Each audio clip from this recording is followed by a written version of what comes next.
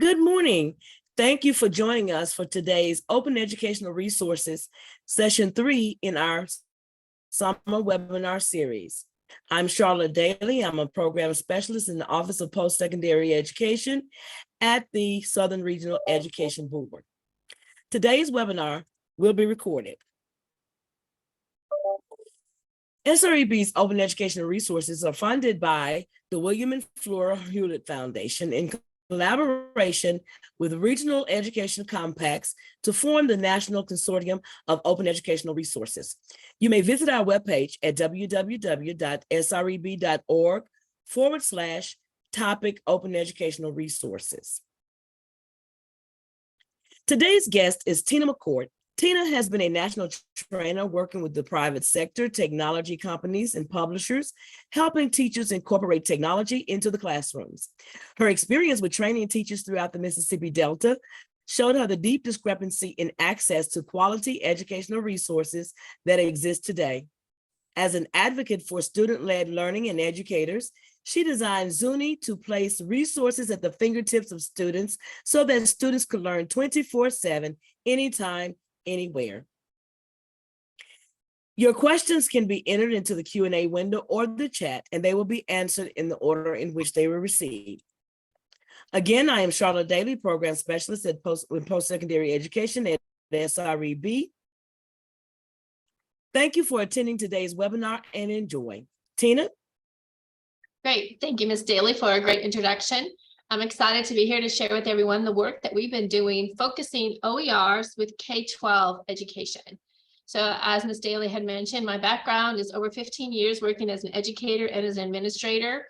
And I understand the challenges that we face being able to bring parents, students, families, communities together in one place to access educational resources. So today we're going to talk to you a little bit about our mission here at ZUNI, what our focus is and what we're trying to do, and the problem that we're trying to solve. So I'm going to take just a minute. I'm going to share my screen and I'm going to share my screen and show you a quick PowerPoint, and then I'm going to dive in and I'm going to show you the program as well. So at ZUNI, we like to think that we are focusing on a bold new vision. We know that current education model, as we've all been in as educators, administrators, and parents, that our typical model is 5 days a week, 6 hours a day, maybe 170, give or take, days a year. And then we typically deliver in person in that classroom.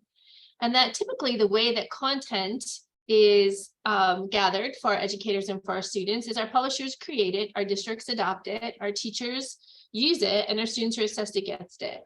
And it's done a lot of good, but we haven't seen quite the results that we want to see in our literacy and math. And maybe it's not because of what we're currently doing, but maybe there's an opportunity for us to expand beyond what we're currently doing. Because we know that the low reading and math scores can really impact workforce hiring challenges. We can spend millions of dollars on remediation trying to build those reading scores back up, trying to help build those math scores back up. And we know that if we don't have strong education, then oftentimes we have increased crime rates and increase in drug abuse. And we really want to help shift that in our culture and our communities. So our ZUNI, our mission is to open the floodgates to learning so that we no longer have to just have it in these constraints in which it's currently in. So we want to use technology to expand that 5 days a week, 6 hours a day to 24/7 learning opportunities for every child, every parent, every educator, every member of a community. We want to use our content to expand beyond the great work that our publishers are doing and include the great work also that our communities of open educational resources are doing. So there's a lot of free content. There's a lot of quality open educational resources. And now with the new movement of generative AI, we are also incorporating generative AI and helping to customize and show schools and districts and educators and communities how they can use that to really bring connected content between their focus topics in the community and education standards as well. So I'm going to pop in right now and I'm going to show you the platform because that's really what's going to show you truly the power of what's going on. So inside ZUNI, let me find Zoom controls, we have two interfaces. So we have a student and a family interface, and we want this to be a place where they love to go. It's a place that they feel that they're empowered. Learning is exciting. We were working with a group at summer school of 1st through 5th graders this week, and it wasn't about just doing something fun. It was about building the excitement of learning, because when the brain opens up and it learns something new, every human being just feels better. So we really focus on being able to do that. So this is a student platform. They can customize their own picture in the background. It always tells them something positive, and then they log in. Once you're inside the platform, I want you to think of 3 parts. There's a communication and collaboration, because we know in education, we need to be able to communicate. I always love that saying, communication is a thing we think we had. I have to say that a lot sometimes. So how can we help make it better for our parents, for our educators, and everyone to work together? So this is a chat. Think of kind of like a chat channel. So teachers can have their chat channel when they pop in. Now parents can have one place to go, and they could learn about parental engagement news. Maybe there's a featured audio ebook for the summer, and this is easily generated. So within 1 hour, a literacy coach or educator could have schedule a book to pop up every week. So during the summer, students would be excited to look every week for the new book popping up.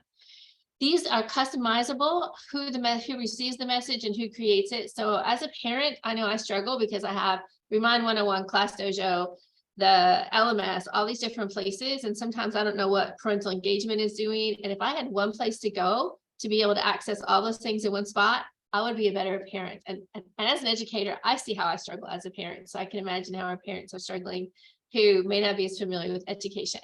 So 1, communication. 2, think of productivity. So we need to be able to have ways to efficiently and effectively be able to get assignments to our students, let our parents know what's going on, be able to see what's happening for our administrators, our educators, all in one place. So we know that it's important. There are great tools like Google Education apps, Microsoft apps for education. We link with any of those that are there. So you can link the Google Drive right here, link your Google Classroom right here. We know that's important. We add a little feature like notebooks. We know it's important for students to be able to keep up with their notes. And then we also, for those who may not have a learning management system or who may be looking for something to support parents in a particular way, we provide one. But you don't have to use ours. We support whatever you currently have, but we give you options. So for me as a parent of a student who struggles in school, I never know how many assignments are currently active. So here, this 39 lets me know that I have 39 active assignments. So once I click in, I can see each one of my teachers' classes, and I can see how many active assignments in each class. Those 2 things right there would make me make it much more efficient for me to be a much more effective parent helping with assignments. So once I click in, then I have access to the assignments. Say, for example, I click on this assignment, and now it's going to open up, and you can see here that I have a couple different resources in this assignment. So the hill we climb, I love this one. We actually did this with the 4th grade group last year during an after-school program, during an oral reading fluency, we were explicitly teaching fluency, and they were able to access it right here. So they could click here and they could watch the video, and then they also had a print copy of the amazing poem. ZUNI has its own annotation tool, so students can come in and annotate, mark any words they don't know. The way that we do our explicit reading fluency program is the teacher actually gives a cold timed reading, and we'll mark any words that they don't know, and then put the score of how many words they read, how many they missed, and how many they got correct. And then we use this to practice all week long.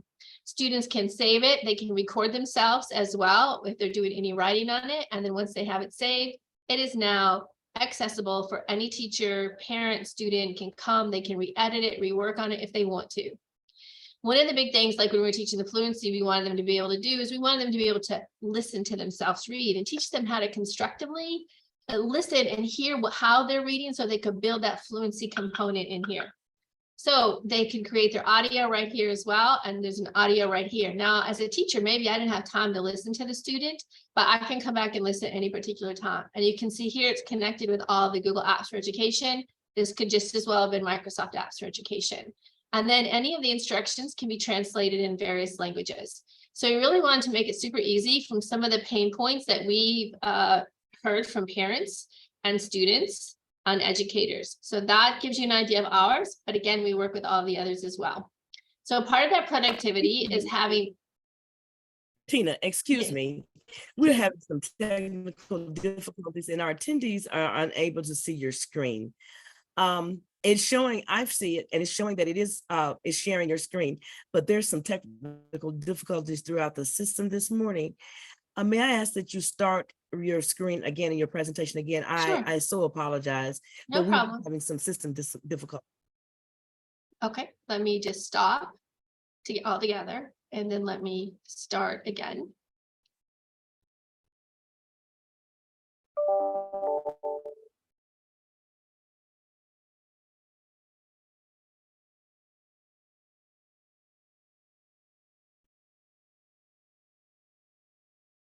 So tell me if you can see the screen now. You'll see a Wonderopolis shark, some boxes, a little plain background. If I have a thumbs up, then I'll know we're good, or I can try again.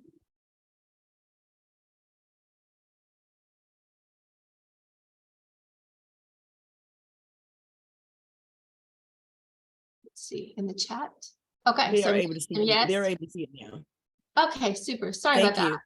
Okay, thank you for letting me know. So I'll just kind of back up. I won't go in depth because I know you heard it, but this was collaboration widgets. So this was a teacher's chat channel. So you could come in one place and see all the messages from your various teachers who are working with your child in that one place here.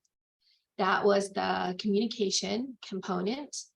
This was the productivity. So this is where you can sync your Google Drive, your Google Classroom. This is where they can access a notebook. And this was the learning management system that ZUNI also has, where 39 assignments is what was active.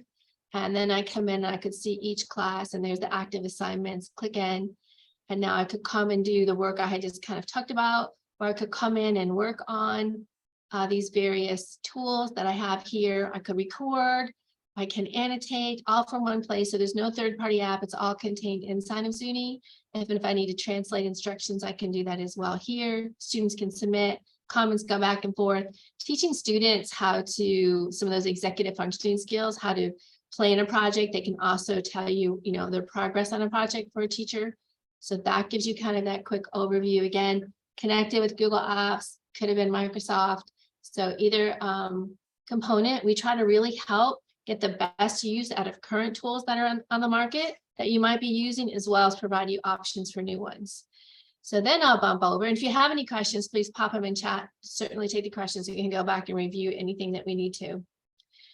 Now we're coming into, so we had communication, productivity. Now we're coming into enrichment. This is where that 24/7 learning piece really comes in. So it starts simple by what kind of holidays or cultural events might be going on this month. So here's July, and we know we have the 4th of July. So now 24/7 students could have come and watched videos. Teachers could flip the classroom and say, hey, I want you to go and find your 2 favorite videos in here and share with me and tell me what you learned on these videos about the 4th of July. And the way that students can give feedback back to a teacher. So teachers can think about this. Every resource provides an opportunity for an exit ticket. So if you want to know what did the student learn from that, you can easily do that. The student can rate and review that piece of content, but they can share with you, the teacher, and they can comment and tell you what they learned in that particular video back. So maybe you had, that key question you wanted them to answer, and then they share it with you and you have it. So it makes it easy. We want to know students' feedback. What is student voice on how these resources are or are not impacting their learning? So that's why they can rate and review, because we want to share with that community who is creating these amazing OERs, the feedback from the actual audience we're trying to impact, and that's the students. So teachers can find that out as well. One of the things we wanted to do too is we find, it's kind of funny work with students, they have their favorite things that they like. We want to let them create a collection of their favorite things, and we call that their learning garden. So students can plant a resource to their learning garden. You know how there's Pinterest where you pin it? Well, in ZUNI, you plant it. So say if I love this resource, I could plant it. I could create different gardens, and then I could move it over, and now it turns to a tree. So when a student comes back, they know that they've already favorited this, they watched it, they loved it. Now, one of the concerns that we always have any kind of time I'm sitting in on a webinar of the challenges of OERs is that the link breaks. So when you have a platform and maybe you go, it has a lot of links, how do we know if a link is broken? Well, there's a couple of different ways. We run a program on the back end to try to find out before anybody else does, but sometimes that gets missed. So ZUNI is about building a community where we're all working together. So if that link didn't work, they could just click on that and it would tell me, send me a link and let me know that that link didn't work. So now I would know that link didn't work. So it's about us working together, and then I can go quickly change it, find out where it moved, what happened, replace it, whatever I might need to do. So it allows us to teach our youth from early K-12 how to work with OER. So by the time they get to post-secondary, they're familiar with them and it's not anything new. They know that, hey, something is great here, or maybe something tweaked over there, and how can I collaborate back and forth to let them know? So it's not only about having content, but how can we use the content? How can we hear student voice on the content and its impact in learning? So over here, now I'm clicking here, this is the learning playground. This is where students can come and explore 24/7. So one of the things, maybe coding resources, this is one of my favorites, especially in our 5th and 6th and 7th graders, is they might get, you know, an introductory to coding somewhere, but then they don't know where to go to continue practicing coding.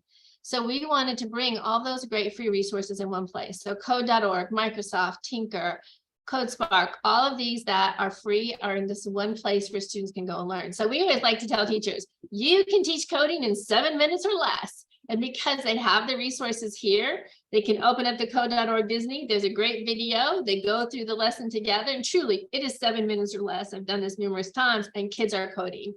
And what I love is the feedback that we get of how engaged students that otherwise might not be engaged were engaged. And then we come back and students tell me what they were using at home. They didn't have to get on at home, but they wanted to get on at home to continue learning to code.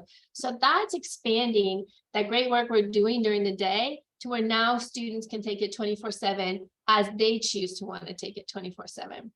So just a few stories to tell you about how one young girl found a song, a math song that taught her how to convert fractions to decimals. She was a little 4th grader, so now she was super empowered because she had ZUNI where she could go find things that helped her learn when maybe she didn't understand fully in the classroom. So again, they can rate and review everything. Every piece of content is set that way. These are filters. So if I wanted to work on multiplication, I can click on multiplication, and now I'm going to have the multiplication songs. So there are games for students, there are games, interactive tools, print materials, videos, all inside the platform for them to go and learn through and engage back and forth. We are always adding new. Here's a career exploration. We're working on trying to receive some grants to be able to continue to explore this. We know that if we don't get our youth focused on some sense of purpose or some excitement about where they could go with their own lives, in 5th and 6th grade, middle school can be hard to try to hone them back in, and we lose many of them in our 7th and 8th grade. So how can we build that stronger? This career exploration section that we're working on right now comes in here, and say if I was working on computer engineering, now I can come in, there's general information. Our kids would know what a job board is early on. Local companies could supply information about the great things that they're doing in their own community. We're actually right now working in Central Arkansas with the community leaders for the chamber, city, of how they can collaborate with ZUNI. They actually want to bring ZUNI to the whole community. So the school would have it, public, private, charter, homeschool parents, the whole community would have it. And they're connecting the businesses inside the community with ZUNI and building that content together. So this is just great to be able to pop in and have this content and this ability to be able to use. And again, we're always adding new content. So right now we're, again, working with some workforce development grants to try to finish completing out this section and be able to bring it out from elementary all the way through high school. So kids can continue to explore, even if they're done with their career exploration course. So as you can see, there's content all throughout here. One young girl, this one really surprised me. She wanted to be an attorney and a politician. So she went to the civic section and she found process and rules, and she learned how to make a bill. And so this was her favorite section. Like, I never would have thought somebody's favorite section would have been civics. But this is, to me, what we learn when students actually have a place to go and learn. So now all those great resources, the millions of them that are out there, what ZUNI's function is we then organize to bring them in to help inform and make aware our students, our families, our educators, our administrators about this great free content. So in one other section I want to show you too, there's this one part called, so there's always a joke of the day, the quote of the day. We had one young boy who'd get up and get on ZUNI in the morning because he wanted to have the joke before his mom had the joke. So you never know what kind of love and laughter we're going to be able to build into the home. We think about parental engagement, kind of, as my time in education has been pretty focused on how can you help your kid with their homework. But for those families whose children struggle, that's kind of not really a positive moment. Sometimes that's pretty hard in the home. So how can we build the love of learning? How can we get that back so that we can keep that excitement about learning, even though we might be having some struggles? So there are things like Wonderopolis. If you take nothing else away from today, you will love that you learned about Wonderopolis. It's a site created by the National Center for Family Learning, and they do an amazing job with this. And so every day it's a new wonder. So think if you wanted to ignite a learning movement for parents, you could just say, hey, 3 times out of 5 days this week, check out the wonder of the day and let us know what your favorite wonder was. It will read to you. So for my little one and I, for years, this has been playing in our background. We get ready for school and work, and we have conversations in our home about things we would have never had a conversation about. That's how we can build a love of learning. That's how we can help enrich it. And I think that that can add some great supports into that during the day, classroom day. We use this a lot when we're teaching reading fluency as well. So now you have all of these great resources to expand your reading across from. So news for kids. Oftentimes when I'm working across in the Mississippi Delta and across the Delta area regions, kids may not be aware of what's going on in the world, and yet they have amazing talents, and the world needs to know about their talents, and they need to know about the needs that the world has for their talents. So we use this for reading practice materials all the time. Students get to pick, so they have choice, and then that becomes their reading content. We take that, we find out what that lexile level is of that particular passage, and then we use that in order to teach reading and vocabulary through. So when you have a platform and you have all of these resources at your fingertips, it changes the dynamics of so many things. As an educator, I never, ever have a reason to have a moment when my kids aren't engaged. Because as long as I have Chromebooks and an internet, those 2 things have to be in place, I can have them on ZUNI engaged all the time, and we can flip that classroom. It's an amazing tool on how you can do those different things with it. This is the student platform. I'll check in chat to see if you have any questions before I pop over to the teacher platform. Great. Okay, so the teacher platform looks a little different. One of the things I wanted to let you know too is that you can customize. So you guys probably may know about a lot of OERs that we don't know about. You can either ask us to add them into ZUNI. So in every teacher and administrator, there's a chat box. And you can say, here's the link that would be great. And now we can put that out and help everyone else to know about those OERs. Or you can say, hey, I'm looking for this. Can I find this? And through that chat box, we can do that as well. For teachers and students as well, there's a Chrome extension. So if you find a favorite OER, you can just click on the Chrome extension. It automatically adds it into ZUNI, and now you have the capability. It's private to you. It does not show on the main ZUNI unless you share it with the main ZUNI, because we will take copyright responsibility for anything on the main ZUNI. So when you add it in as you, it's private to you until you share it with somebody. So if you want to share it with other colleagues, so maybe you're a literacy coach across 5 schools and you want to share it with all literacy coaches or all 3rd grade teachers, you could add it in and share it with all 3rd grade teachers. So think of those productivity pieces we had for students. We add one in here for our educators, and that's our ability to collaborate collegially on content. So not only about messages, but now you can collaborate with content. So this is a teacher's platform. At the top are different grades. As I was a special education coordinator for a district of about 150,000 students. And one of the ways that, 15,000 students, put one too many zeros on, the way that we really worked with it was, as a special education teacher, and I was GT as well, it was really hard finding content for those who didn't fit in a particular grade level. So maybe a 4th grade teacher, but I have students who need 1st grade content. Now you can go and find 1st grade content. So teachers can select whatever amount of grades they want to see. Once I select on that content, I can then go in and I can see, oh, I'm working on math and I have sums and differences to 10, and I can click on sums and differences to 10. And now I'm going to find lesson ideas, video visuals, all types of resources that I need to be able to work with that content. And this is free open educational resources. So if I go to my games and interactives, here are games. And as you guys all know, when we're working with free content, games mostly, we do have to teach the students about ads that may be there. One of the great things is IXL has bought up most of the ad space for educational games. So we know that pretty much you're going to see IXL. We don't have any problems with kids and ads. It doesn't, I think they're become pretty desensitized to them, but we teach them to work with OERs that way. Now they'll have games. So you as a teacher can preview the game so that you want them to practice it. Here's the lesson ideas that you can look at. We might have Engage New York, Georgia Department of Ed, Better Lessons, all over. Now you get to preview and think about how you might want to use them. Literacy connections. We may not have the book, but you can see the lesson plans, the free lesson plans to teach that book with. And so many of these books you'll have, or it might help you to decide what books you want to purchase because you've got some great examples for some lesson ideas. Print materials for you to be able to practice with, songs for you to be able to teach with, TPT freebies, and great tools to teach vocabulary and math, because we know once you know the language of math, it becomes much easier to do. So this covers your subjects like literacy, math, music, science, social studies. For grade 1, we have songs. You won't see that if I was up in grade 4, I wouldn't have songs, but first grade does.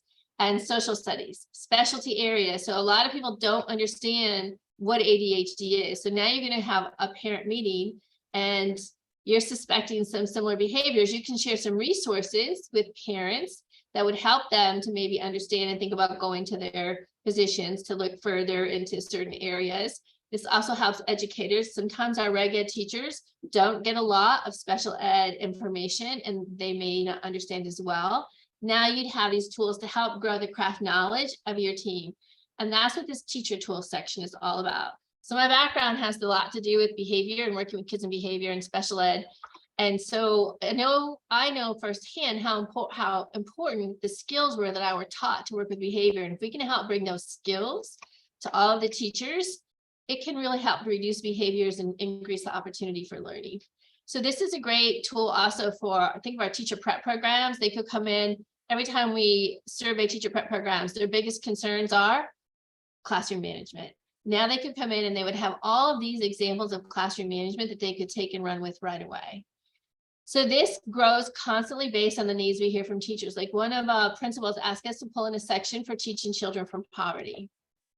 And he wanted to be able to do PD embed PD within his school day, school months, school time with his teachers. So he would go in and he would pick a resource and he would share that with his teachers, and they would have that week or month, however long he was working with, for them to review, think about it, evaluate it. And then during their staff meeting, they'd have a quick conversation about, hey, how are we as a school addressing this issue? Are there some ways from what you read in here that you think we could do better?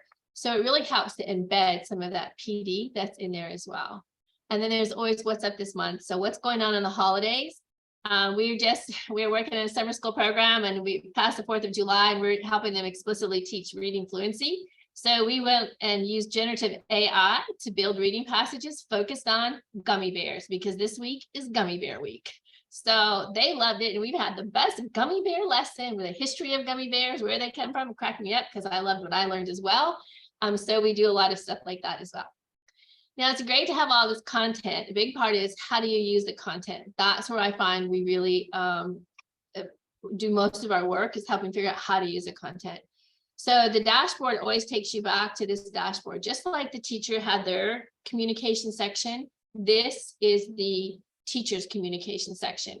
I'm in as my demo. So I have a lot of these little boxes. We call them widgets. Basically, it's a box with some information. That's all that means. And so now teachers can create their own widgets as well. If you work with your community, they can work with you as well. We have the My Garden. So just like students can plant resources to their garden, teachers can as well. So like we were creating in here, and I was doing a gummy bear with a group of teachers, and I just shared my whole folder with those teachers, and it had all the gummy bear math, story problem work. It had the gummy bear reading passages. It had the gummy bear activities that we were going to do. And I just shared that folder with all of them, and they all had it and could pull it up and use it the way they wanted to. And then we'll comment on that folder when we come back. So super easy, students, classes, and assignments. I did a lot of work for technology companies incorporating technology. Some of the things we want to make sure we do is that we actually made sure that teachers can go in and they can change a student's username and password. Super easy. They can add a user if they need to, because those pain points keep teachers from using technology. If it's not easy to access, if they can't fix a student's login right away, do something fast, and it's not going to get used. So we really try to address those pain points and make things super easy. This Catch It Out, we won a U.S. Department of Education Small Business Innovation Research Grant, and it's just still in its beta form, but we wanted to be able to import standards-based assessment data in math and create personalized collections of OERs for students.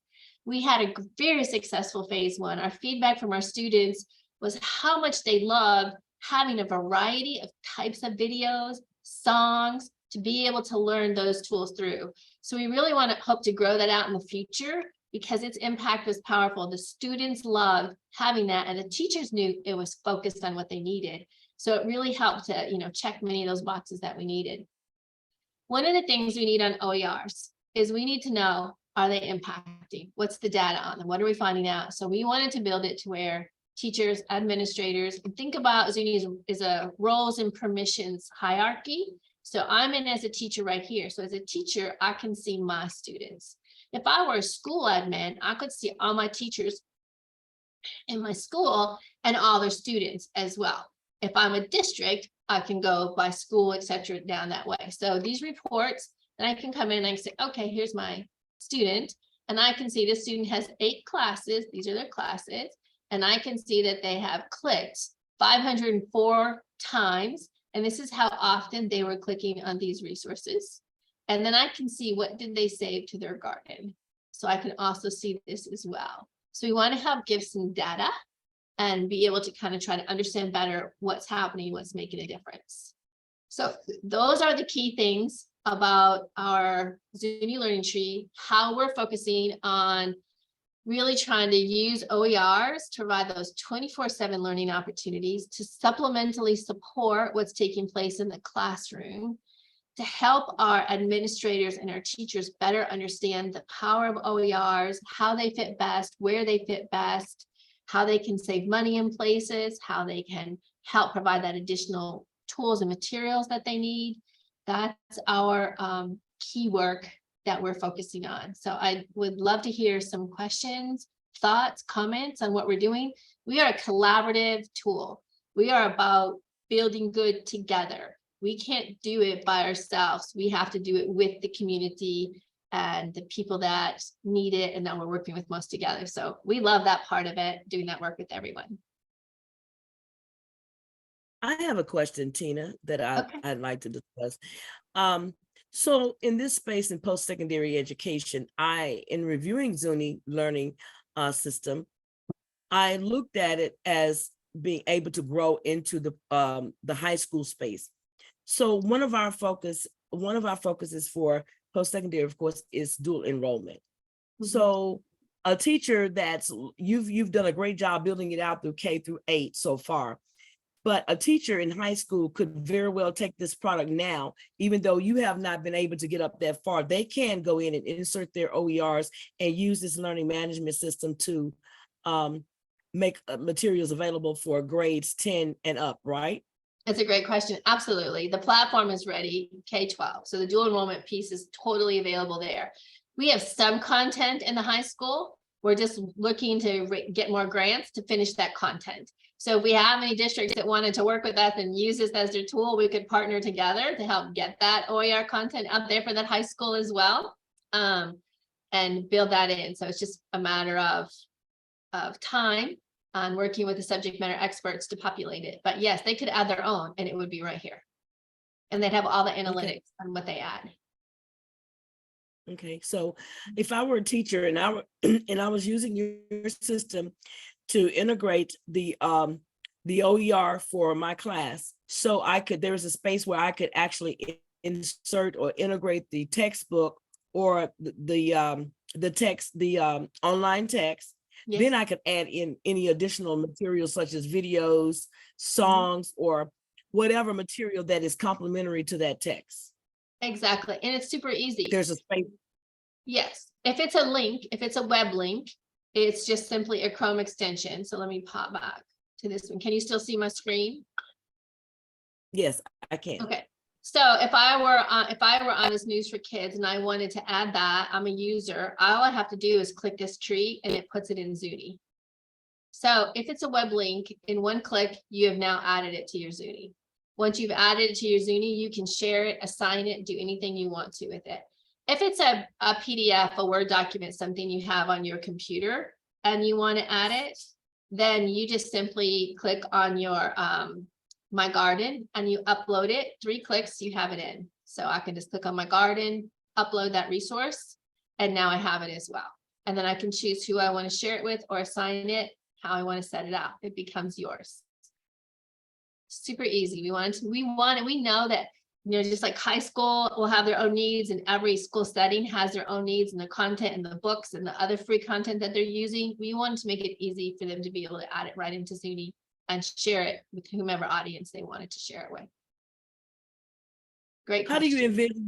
How do you envision this platform on a post-secondary level? Because dual enrollment, it actually sits in post-secondary. So, well, there's an instructor on the K-12 side, but the content should come from the post-secondary side. So how do you envision ZUNI at an institution, just say a community college or a four-year college, using it as they're dealing with right now? They will be dealing with K-12 for dual enrollment. But what about an instructor, say in one of the large classes, one of the large core curriculum classes? So how do you envision it being used on the college level? So I've used it in teacher prep college level programs. But that's pretty targeted one particular direction. We use it with a professor in Texas A&M, and she uses it, and teachers go through different sections. She adds her own content. Actually, a whole piece in that teacher prep program was from what she was doing in her program and how we added that into that piece as well. If you don't want to see like grades 7 through 12, if you didn't want to see something here, it's easy to add an additional one. So maybe if we wanted to title this something else, we can title it whatever it is we need to title it. So we can customize it to meet the needs of a community college as well. We just haven't yet, but we can. So if we wanted to pilot, if we had a community college we wanted to pilot with, we can. We built a platform that was flexible, because I worked for many companies that didn't have that flexibility. So how do we flex it to grow? And a great example of that is we're even bringing it into the community, and we're in the middle of working with the steering committee where they want to bring it. We have 3 colleges in our city, and we have a public, private, charter homeschool. So how do we bring this as a community? We want to help build community literacy. We want to help support the university. So right now we're working with the steering committee to best decide how we're going to make that look and feel custom to them. Okay, great. Well, do we have any questions from our attendees? We do have attendees from the post-secondary side, from the virtual college realm in Florida. So I just wanted to make sure that we could bring this out for the OER practices that are possible with this system, because when I first viewed it, when I first met with you and went through it, I saw possibilities of it growing. Okay, thank you, Rebel. Rebel said I asked great questions. So if there are any additional questions, we'd like to take them now. Yes, I would love to see this used in post-secondary. Because post-secondary faces many of the same challenges of how do you curate, organize, manage, build a platform that sustains itself, that can be adjusted and is adaptable. That's been the biggest challenge in OERs. We haven't been able to get the best use out of them in many cases, because we just haven't had the platform to be able to navigate, gather the analytics, be able to easily add, change, shift, move it around that we want to. And that's what ZUNI was designed for. It's designed to be that kind of a collaborative platform and customizable platform. Okay, Rebel says attend. Okay, Rebel says she likes this. Rebel Cummings Saul, she works with the Florida Virtual Campus, and she's very active, and she does have a question about what is the cost for using ZUNI right now. Okay, so we focus more on K-12 and how this cost is looked, so we can think of how that works maybe different at a university level. Our big goal is that whatever it is, it's affordable. So at the K-12, if a district purchases it, they purchase it for $14.99 per student. All staff have access free, all parents have access free. The way that we're bringing it to another community is that the Chamber of Commerce, the city, and the utility corp are sharing the cost, and everyone in the community has access free. That's always been my goal, is that we have sponsorship that brings the access to the users who need it free. And the collaboration takes place with those subject matter experts to make sure we have the best of the best on there for them. So that's how we've kind of tiered out how we've used it. And then we have a professional development cost depending on what we need to do for professional development. But there are a Okay, lot I of have a people who question. want to go ahead, who want to support post-secondary education. Maybe a lot of the companies who are already there can help just bring this at little to no cost. That's our goal to the end user, but we have to have, somebody has to help us keep it going. Okay, I have a question about the post-secondary level. So if we're looking at this from a student-centered point of view, so right now, what's going on is students are, the OERs, the goal is no cost for students, okay? Correct. There's no cost, but sometimes there's cost with printing, or there may be some added cost with assessments or whatever like that. So what we're seeing is that students still have a little bit of cost incurred with dealing with OER. Of course, with inclusive or equitable access, there is a per course fee. And I've seen that fee fluctuate from $45 to $75 per course, and it's tacked on as a educational fee or an academic materials fee. And it's just a bottom line hit for the student rather than buying their materials directly from the bookstore. So they just have this, and it's hard for them to opt out.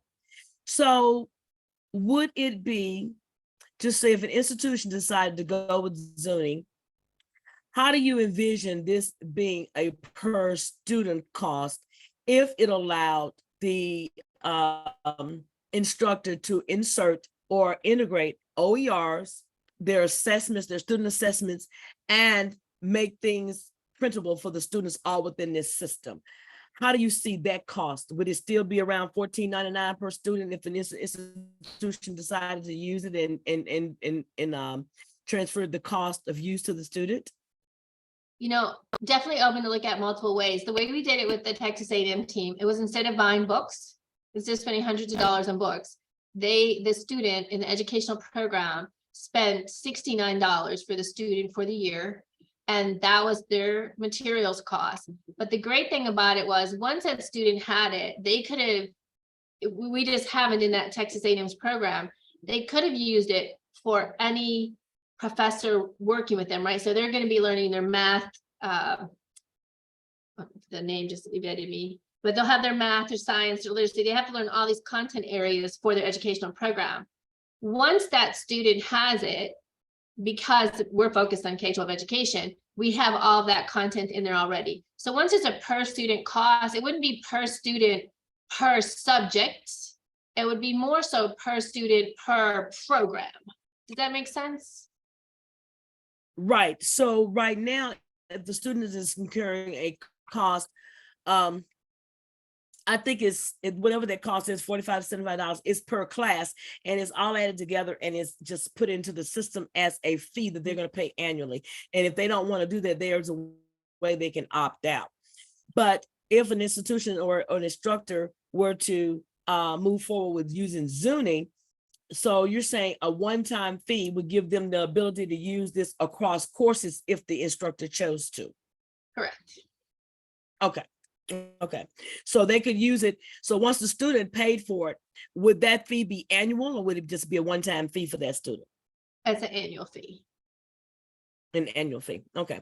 Okay. These are some questions I was just asking because we're still strategizing in the world of OER as to how to move the argument forward that OER, we know that OER benefits our students. It allows for the integration of cultural aspects that of course increase learning for students.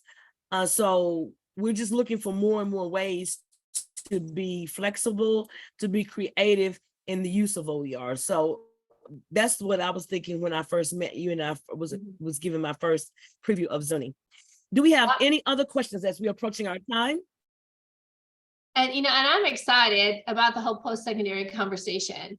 So it would be great to just have additional conversations on it and figure out how do we make it work for everyone? Because that's always our goal, because we come from education. Our mission is that, and we'll learn more as we work with the experts that know their field best. We have the platform. We can figure out how to make it work and how to make the cost work for everybody. And that's what's really exciting to me, because just what we've seen in the enrichment piece of what you would be able to add at post-secondary for content. Like, I have some people who have EMT programs, they're going to the emergency medical technology programs, and they're like, I wish we had a ZUNI. I need all my stuff in one place. If I could watch all my videos from one place, that would be so great. So I think that we have great potential for ZUNI and post-secondary. I'm just looking for those pilot groups to work with. Well, we do have here, we have as an attendee, we have my boss, who's Dr. Michael DeJesus. He is the he's the director of post-secondary Office of Student Success and Access. So he is an access equity expert for students. So I know he is always looking for ways to increase the access for students, especially underrepresented populations. So I was looking at this tool as being maybe a way to actually help facilitate the growth of OER in the post-secondary space. So if we don't have any further statements or any further questions, we will keep you in mind, Tina. Stay in touch with us. And remember, this video will live on our webpage. It will be, the recording will be there. So you can feel free to direct people to it, or it is openly licensed and you can use it at will. Thank you so much for allowing me this opportunity to share and get the word out. I greatly appreciate the work you all are doing and being able to have been this part of it. Thank you. Thank you. And thank you everyone for attending. Bye now. Bye-bye.